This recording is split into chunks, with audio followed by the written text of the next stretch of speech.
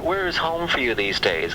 I know you were getting a place in New Jersey, but you live. Yeah, well, I found myself, attending to this label and coming up to Jive Records a lot, and it was really something that I couldn't afford to do, which was to spend 2-3 guys come up here, and a room may cost you $300 a night. Yeah. And you got 3 guys and $300 a night. That's virtually $1,000 a day, adding a little food and travel. Mm-hmm. And you just can't come up here for a week spending $1,000 a day. Right. So I went and got a little apartment. At first I had a house I rented in L.A., and L.A. was not very productive for me as far as, servicing this label through Jive, because Jive L.A. is not active at all. Right. So I had to, Atlanta's not very far from New York. On a plane ride, it's like a little longer than the L.A. to the Bay. Yeah, it's a little longer, a little hour and a half, hour and 40 minutes. Yeah.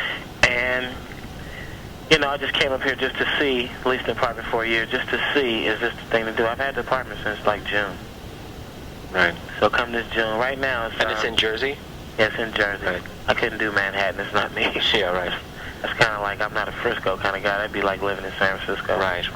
I'm really like, give me some trees and backyards. Yeah.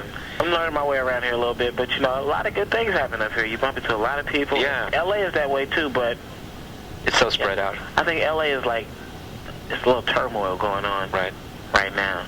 But you still consider Oakland your home, because in the music you always give it much love. So yes, I mean, that's what it is. You can't be from somewhere else. You can only be from where you're from. Now, this is album number 11, right? 11, yeah. So does that make, that's one for the Guinness Book of Records. Has any other rapper had more albums than that? I actually looked in the Guinness... Like Run DMC, excluding their greatest hits.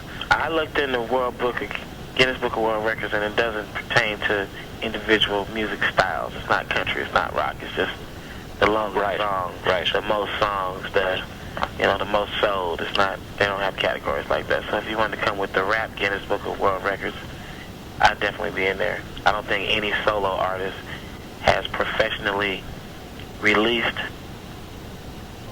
as many records as I have. Right. Now, at least, and sold, you know what I mean? Now, with your label this year, how many records are going to come out in Short Records? Well, we got Baby. We got a group that I'm not a 100% member, but I'm all over their stuff. I don't do that a lot with the people I got affiliated with me. But this was like the first little group I hooked up. It's called Bad Ways. Mm-hmm. And these guys were on my last album, Getting It. Yeah. Did a song called Bad Ways. Mm-hmm. So we named the group after the song. And their album it's a nice album. It has it's more or less like a West Coast kind of down south feeling album. But the guys are like, one's from LA and the other two are from Detroit, Chicago. Then I'm from Oakland, so we kind of, being in Atlanta is what probably gives us a little south sound a little bit. But, it's an album that I know where each of us are from, the people there will like the album. Oakland will like it, LA will like it, Detroit will like it, and Chicago will like it. So, as long as we represent for our hometowns, we're satisfied. Everybody else will just jump on the bandwagon. But Baby DC is a joint venture that I'm doing with Jive, and the rest of the acts are just like press and distribute, where Jive doesn't market, they don't video, they don't do anything. Right. They just put it on the shelf, and I'm on my own. And that's Bad Ways, and I got a solo artist who's, I'm not trying to have a label with a bunch of solo rappers, one guy, just rapping by himself. Right. That's like the overpopulated thing going on in the rap industry. Always has been. But I got this one guy in LA who's he's just a microphone attack dog, and he made a nice album.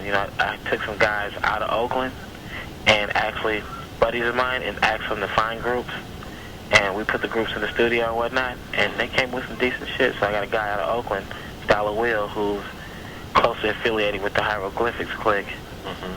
He's not a member, but he's, good friends with them, and I met him through Casual and whatnot, so, that's how... His name is Dollar Will? Yeah, he did the song with Casual on the Nationwide Independence Day. Okay. Song called Time After Time. And he's got a solo effort, so I'm doing those for the homies, helping So you have a good half dozen albums coming in? Eventually. I got a lot of stuff. I got a guy out of Dallas, Texas named Black, who's a producer. Right. Produces a lot of tracks on our label. His last name happens to be Banks, and he makes the shit out of some beats. Just a coincidence, no relation. Right. And he also sings and raps, so he's doing his own thing, doing a rap album, and depending on how it turns out, we'll probably release it like maybe next year, not this year. And I got these two girls who are like strippers, and they just rap X-rated and talk a lot of shit. What are their names? And their name of the group is Pay-Per-View, like not pay-per-view the television, but a piece of paper. And view. And you're viewing something, Pay-Per-View. And one's from Miami, the other's from Houston. Okay. And I got a lot of good songs on them. And I mean, it's just, I got a group from Jackson, Mississippi, named Player, 3 guys. And there's a group from Kalamazoo, Michigan. And they call it, since they're from Kalamazoo, they call themselves the Zoo Niggas. And it's just, you know, basically what we have ready to go now is Bad Ways, Baby DC, and Slink Capone. They're ready. They're going to be released this year, and I'm going to do a series, I think maybe somewhere between 7 to 10 mixtapes. Oh, you are? Okay. Where instead of doing compilations, I'm going to be like the DJ on the mixtape. Mm-hmm. And kind of like in the New York fashion, the way they do the mixtapes where the guy talks to you, play the records. And I'll just say, what's up, Larry? I'll just say a bunch of wild, funny shit, crazy shit, talking shit in between the records. And in the process of trying to inform you of what's going on, I will give you information, you know, about short records, about the artists, everything. Right. That's cool. Yeah. So now you're looking back on all these years of doing the business. Mm-hmm. Do you think that you're in a better position now? Say that again? You think that, like, now you've learned so much over the years from the business point of view that this is the perfect time for you to be doing what you're doing? Yeah, because just think about it, man. Think about dangerous music and the type of deals that everybody's had from those days, you know, to now. And everybody was like, just kind of like, you know, give me a production deal. Let me hook up my homies. I just want to hook my homies up. My homies rap too. Right. And we were getting these deals, and you know, these deals are like you get, you know, 16%, 18%. You might, you know, somebody was telling me back then, you know, if I got 25%, that's like great. Right. You know, and it's like, what if I would have started some death row shit and we would have generated somebody $1 billion? I would have got 10% of that shit. And maybe that could have happened, and after it happened, then the doors of the industry would have closed on me. And by the time I learned how to leverage myself and get a good deal and really make money off selling records the same way we started in the Bay, except doing it on a much broader scale, it would have been too late, you know? Right. And it's like, you know, Master P saved the day. I'd have to say he saved the day. He took the Bay Area formula and he did Bad Boy with it. He did Death Row with our formula. Mm-hmm. You know, and we never expected that it could go as far as it went with him, but that's a Bay Area formula. Right, exactly. And he never bit his tongue and said anything except, I got this from Richmond, California, being in the Bay. I've read interviews where he mentioned names like 40 and Too Short, and he just said, I do what they do, except I don't go through a middleman. I do it myself. Mm-hmm. And, you know, shit, I respect him for that. I cannot hate him for that. But it's ironic that he took your formula, but yet he advanced it. Yeah, so what E40 has to do, what Too Short has to do, and whoever else is, you look at success and you just, you know, you do your version of it. So would you say you're financially secure now, or would you still say you're still hustling? Well, my financial security comes from knowing that I have a business plan that is virtually foolproof.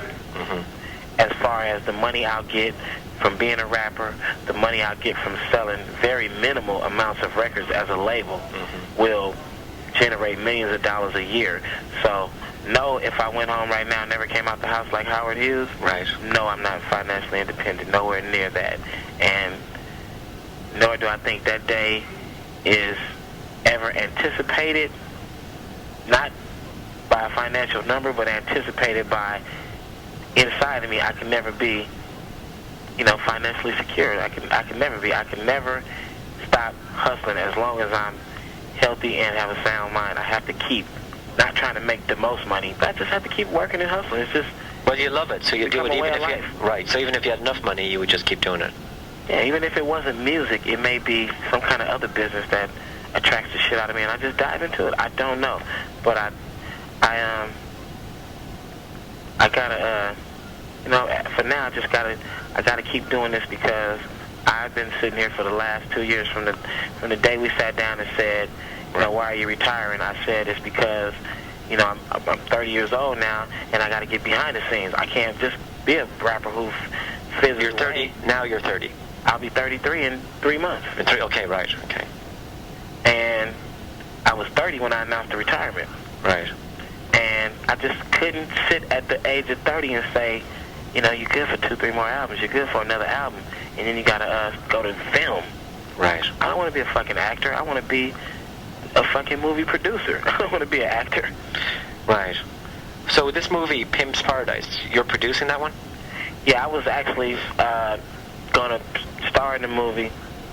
Not be the star, but be one of the main roles. Right. And produce it. And Pimp's Paradise is... There's a conflict between me and the director as far as the time schedule. He doesn't want to wait for the right timing, which is, the way the industry is now, everything is timing. Right. It's no longer we'll just do it and put it out. Right. You can't just do that shit. Right. And we had a little conflict of timing, and he has to live his life, so I'm conceiving another movie as we speak. What's happening, Barry? And the new movie is called The Nasty Movie. Okay. So no Pimp's Paradise, now it's The Nasty Movie. Yeah, and The Nasty. Okay. What's happening? You running?